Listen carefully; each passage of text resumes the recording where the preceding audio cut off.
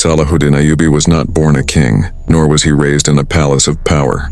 His journey began quietly, in a world where greatness was never guaranteed. In the year 1137, in the city of Tikrit, a child was born into a respected Kurdish family. His full name was Salahuddin Yusuf ibn Ayyub. At the time, no one could have imagined that this boy would one day become one of the most honorable and admired leaders in history. Salahuddin's family was deeply connected to military and administrative service. His father, Najmuddin Ayyub, was known for his discipline and loyalty, while his uncle Shirkuh was a fierce and experienced warrior. Because of this environment, Salahuddin grew up surrounded by responsibility, order and values, not luxury or arrogance.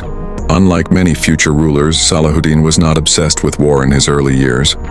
He showed more interest in education, faith, and understanding the world around him.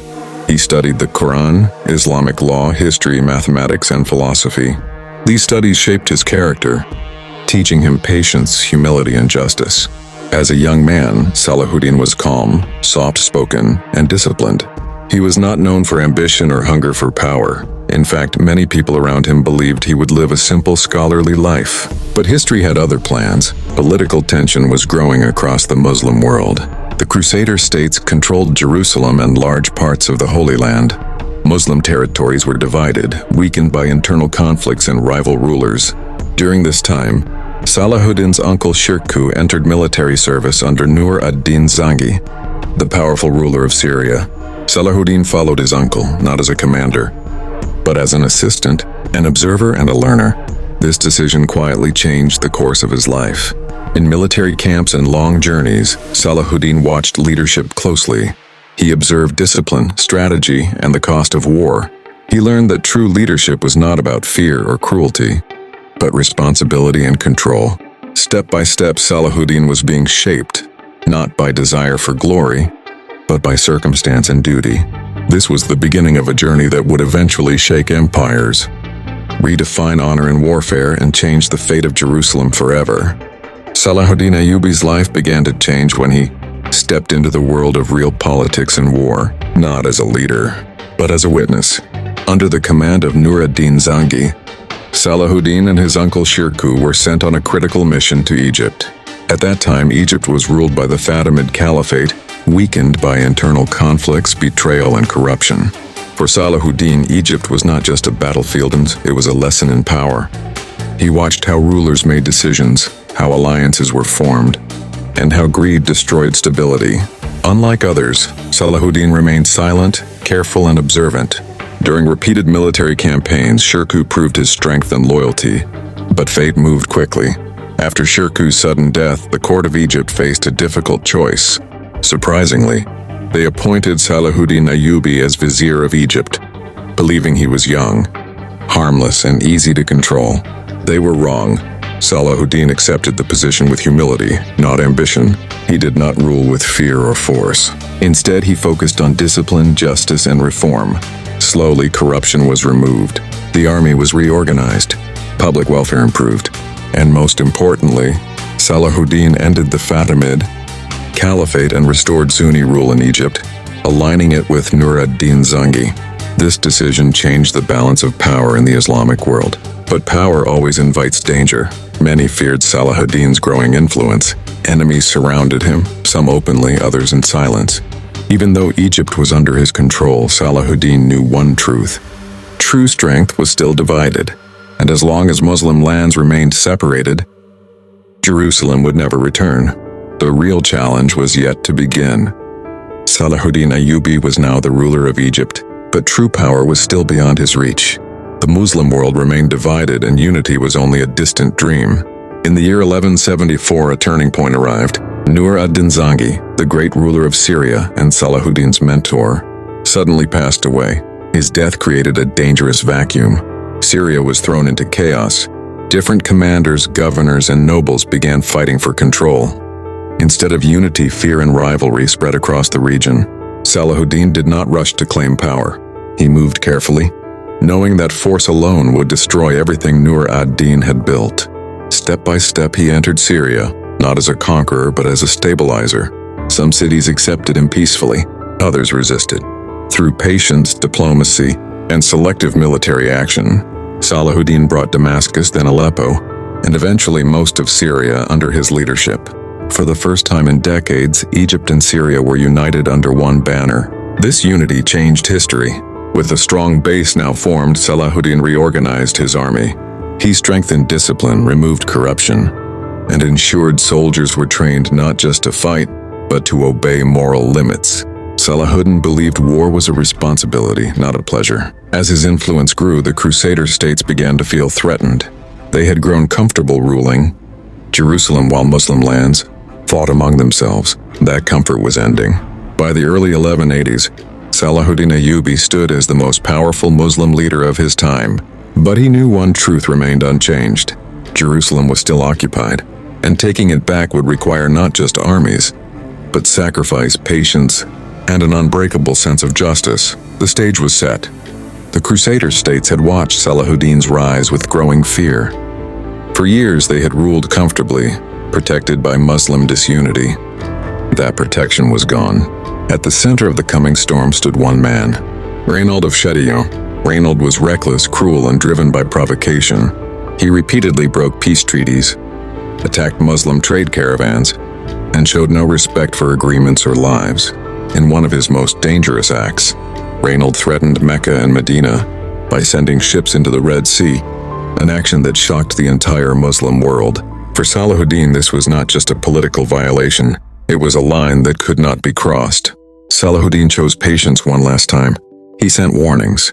He offered peace, as if treaties were honored. Reynold responded with mockery. The Crusader kingdom of Jerusalem stood divided. Some leaders understood the danger and wanted peace. Others, blinded by arrogance, underestimated Salahuddin's resolve. In 1187, the fragile peace finally collapsed. Salahuddin began a massive mobilization. Armies from Egypt, Syria, Mesopotamia, and beyond gathered under one command, united by purpose. This was no ordinary war. Salahuddin declared that civilians would be protected, prisoners treated with dignity, and discipline strictly enforced. To him, justice was as important as victory. As the Crusader forces marched out from Jerusalem, confident in their armor and numbers, they stepped into a trap shaped by patience and strategy. The armies moved toward a dry, unforgiving land near Hattin. In July 1187, the Crusader army marched toward Hattin, confident and heavily armored. They believed Salahuddin would face them directly, sword against sword. They were wrong. Salahuddin controlled the land, the timing, and most importantly, the water. As the Crusaders advanced, Salahuddin's forces cut off access to the Sea of Galilee. Under the burning sun, thirst weakened men and horses alike. Muslim archers surrounded the enemy from a distance, striking relentlessly, never allowing rest. Smoke from burning dry grass choked the air, increasing panic and exhaustion. By the time the Crusaders reached the horns of Hattin, their army was already collapsing. On the morning of July 4th, Salahuddin launched the final assault. The Crusader formation shattered. Knights fell from their horses. Standards dropped. Discipline disappeared. King Guy of Lusignan was captured. The true cross, the most sacred Crusader relic, was taken. Then came Reynold of Chatillon. Salahuddin personally confronted him. Reynold was offered water, a symbol of mercy.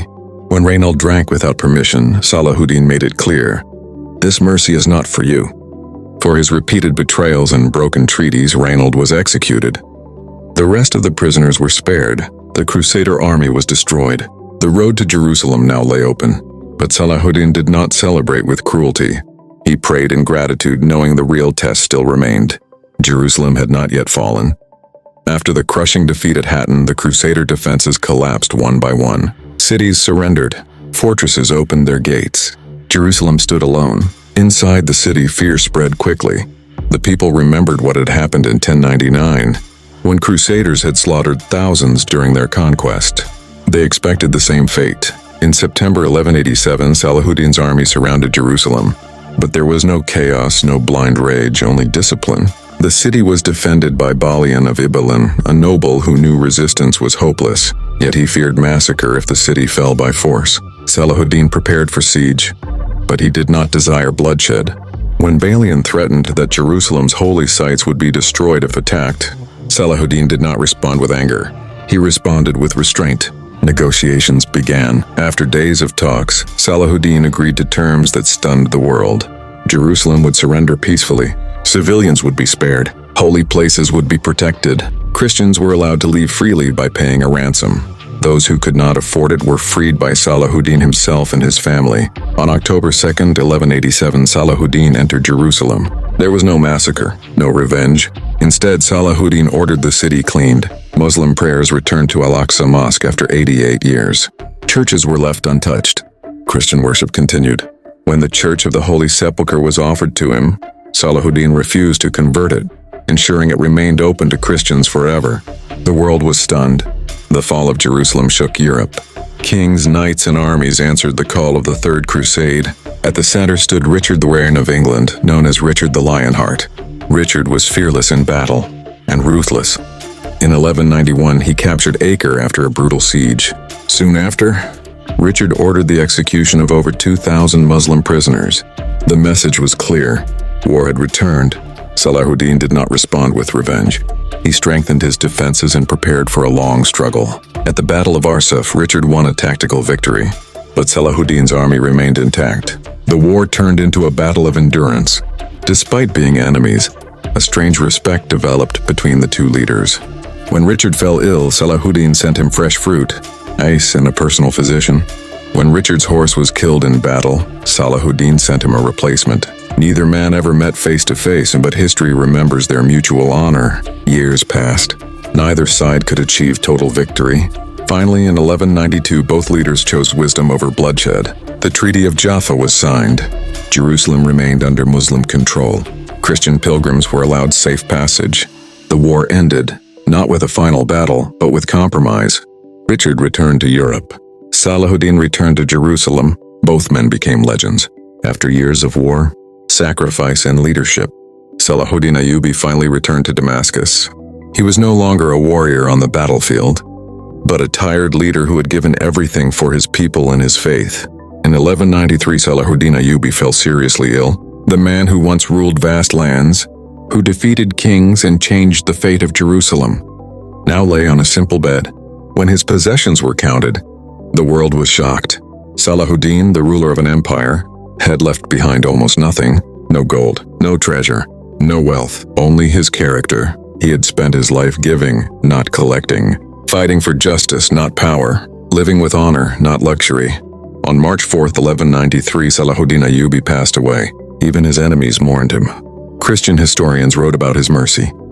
Muslim scholars remembered his humility, and history remembered him as a rare leader. A man who proved that true greatness lies in character. Salahuddin Ayyubi did not just conquer Jerusalem. He conquered hearts, and his legacy still lives on as a symbol of justice, honor, and humanity.